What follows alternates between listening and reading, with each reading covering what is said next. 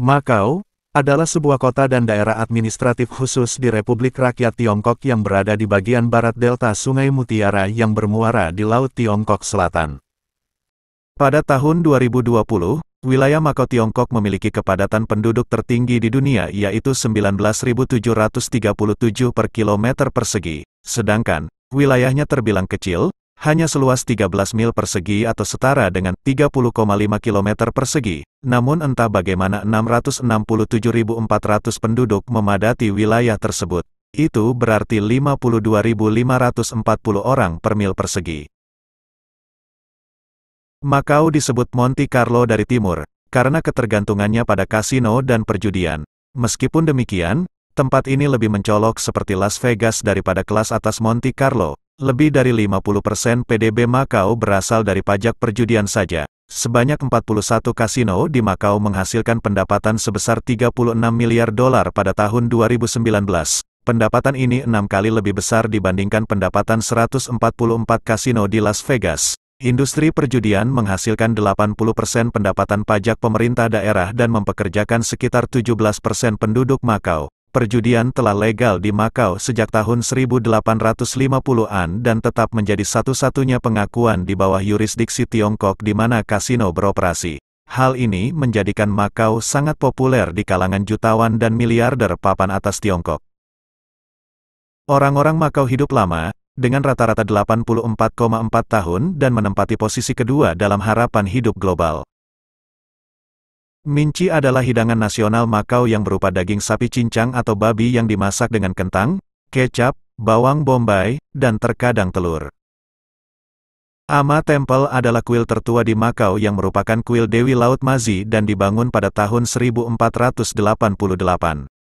Taipa Bridge ialah jembatan sepanjang 2,570 km.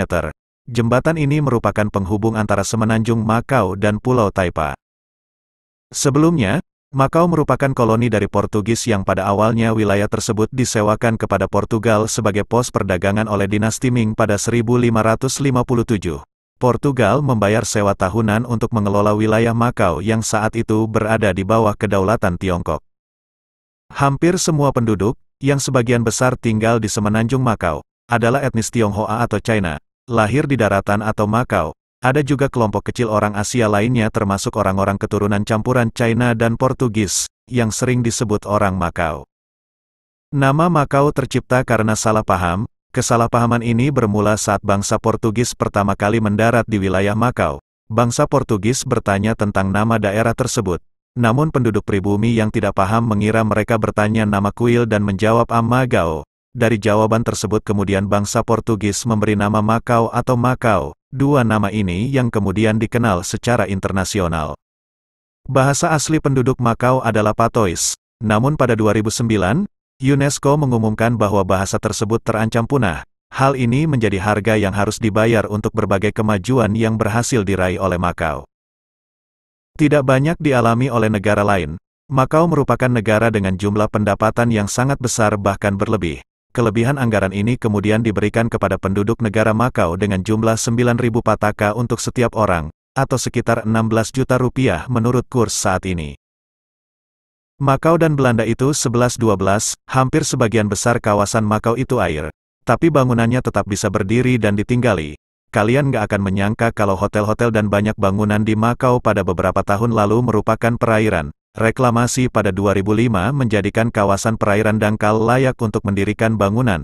Jadi pada dasarnya, fondasi hotel-hotel mewah yang sering ditinggali para wisatawan itu adalah dataran buatan, hampir mirip dengan Belanda yang sebenarnya juga kawasan perairan.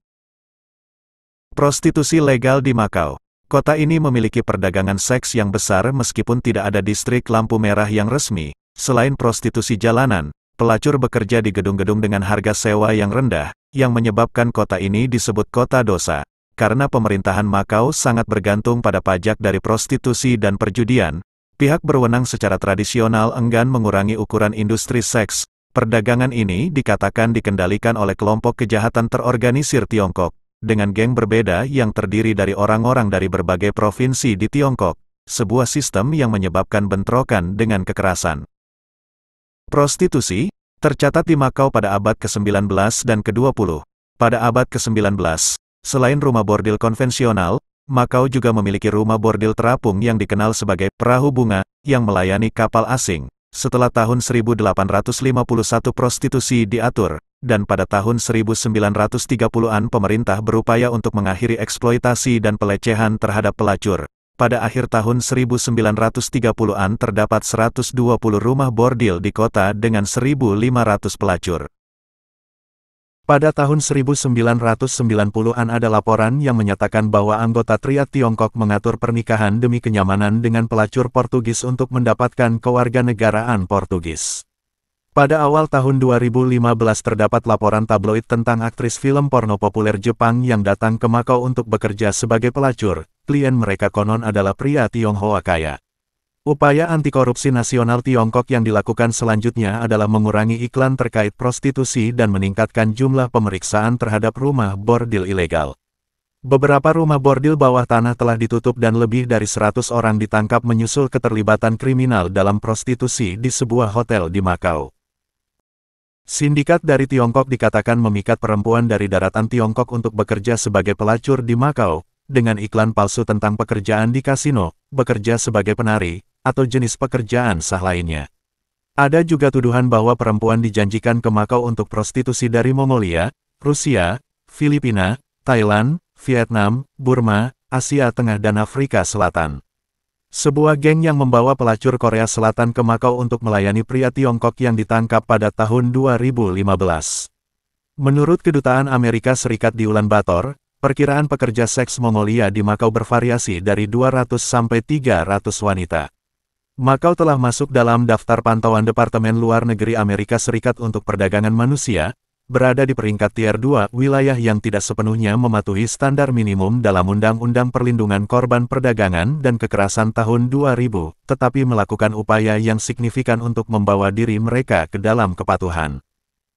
Ruins of St. Paul sebagai landmark kota Makau. Dilihat dari bentuknya, bangunan ini seperti pintu gerbang yang sangat megah. Awalnya, bangunan ini merupakan gereja Mater Dei yang dibangun pada 1602.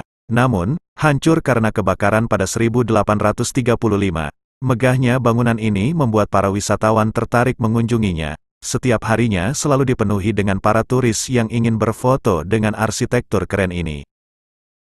Desa Taipa, terdapat banyak gang yang dipenuhi dengan toko-toko China tradisional dan beberapa restoran di sini. Sementara itu, pada jalan utamanya yang lebih luas, terdapat villa kolonial, gereja, dan candi-candi. Terima kasih banyak sudah menonton. Semoga terhibur dan bermanfaat. Akhir kata, wassalamualaikum, sampai jumpa di segmen berikutnya.